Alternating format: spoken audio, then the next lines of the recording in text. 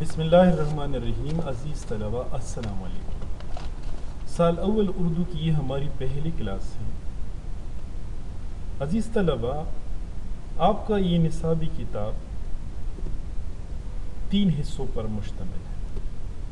پہلا حصہ نثر ہے، دوسرا حصہ نظم اور تیسرا حصہ غزل ہے. حصہ نثر میں سب سے پہلے سر سید احمد خان کی لکھی ہوئی تحریر اپنی مدد آپ ہے.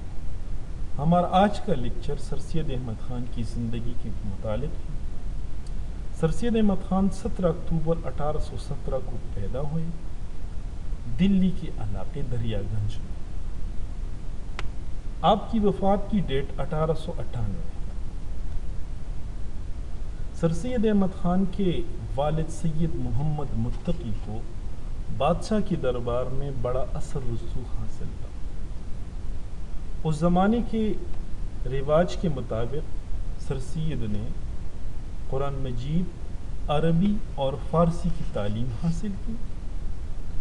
جب ان کے والد اور بڑے بھائی کا انتقال ہوا تو سر سید کی تعلیم و تربیت کی ذمہ داری ان کی والدہ نے انجام دی.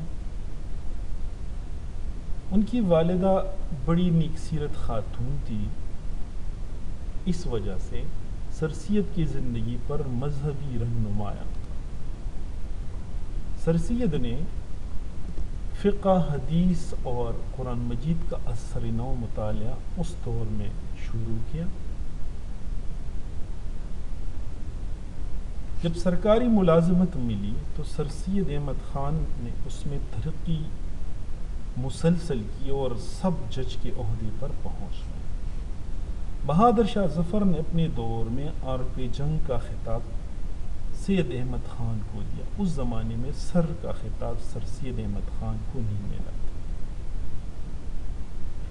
1857 کی جنگی آزادی میں مسلمانوں کے قتل عام کا سر سید پر بڑا اثر ہوا. اس جنگ میں سر سید نے کئی انگریزوں کی جانیں بچائی. اس وجہ سے انگریزوں کے دل میں سر سید احمد خان کے لیے نرم گوشہ تھا. انہوں نے جب دیکھا کہ مسلمانوں سے اقتدار چھن چکا ہے، ہندو انگریزوں کا ساتھ دے رہے ہیں اور مسلمان ایک کمزور اقلیت بن کے ہندوستان میں رہ رہی ہے، تو انہوں نے مسلمانوں کی اصلاح کا بیڑا اٹھایا اور جدید علوم کی طرف مسلمانوں کو راغب کیا.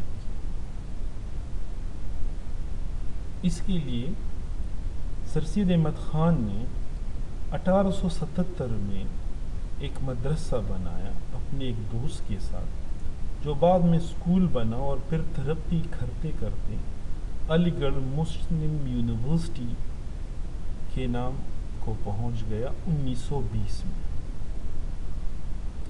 1878 میں سر سید احمد خان نے سرکاری ملازمت سے ریٹائرمنٹ لی.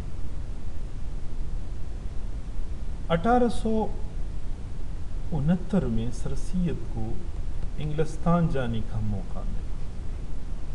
وہاں پہ سر سید نے اسپیکٹیٹر رسالہ ان کو پڑھنے کو ملا، جسے ایڈیسن اور اسٹیل ترتیب دیتے تھے. اس رسالے میں انگلستان کی عوام پہ، خصوصاً جس شہر سے نکلتا تھا وہاں کے لوگوں پر گہرا اثر کیا تھا.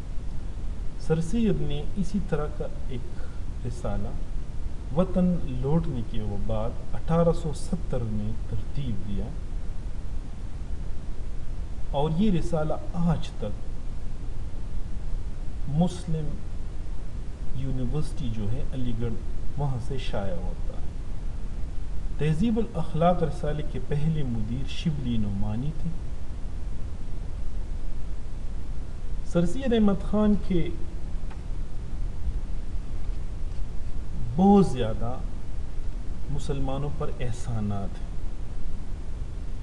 اردو ادب پر اس کا سب سے بڑا احسان آسان اور سادہ نثر ہے۔ سرسید کے زمانے میں اردو نثر بہت مشکل تھی۔ یہ مقفع اور مسجع نثر ہوتی تھی، یعنی جس میں قافیے اور مشکل الفاظ کی بھرمار ہوتی تھی۔ سرسید نے اس روش کو ترک کیا اور ادب کو اصلاح کا ذریعہ بنایا۔ سرسید نے مختلف موضوعات پر طبع آزمائی کی، جس میں مذہب، سیاست، تاریخ، ادب، فلسفہ وغیرہ شامل ہے۔ سرسید کی تصانیف اپنی مثال آپ ہیں۔ آثار الصنادید دلی کی تاریخی عمارتوں کے متعلق ہیں، جسے 1847 میں شائع کیا گیا۔ آئین اکبری 1855، تاریخی سرکشی بجنور 1858 میں، اسباب بغاوت ہند 1859 میں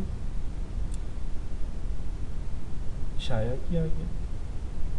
اسی طرح سے ان کا رسالہ تہذیب الاخلاق، جن کے بہت سے مضامین اب بھی مقالات سرسید کے نام سے موجود ہیں، اور کورس میں بھی مقالات سرسید سے آپ طلبہ کے لیے اپنی مدد آپ مضمون موجود ہے۔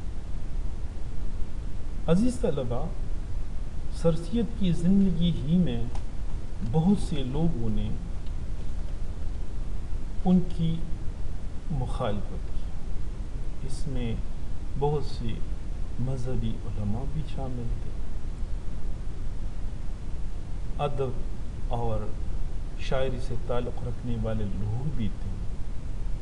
اکبر الہ آبادی کا نام کسی تعارف کا محتاج نہیں۔ انہوں نے اپنے دور میں سرسید کی بھرپور مخالفت کی۔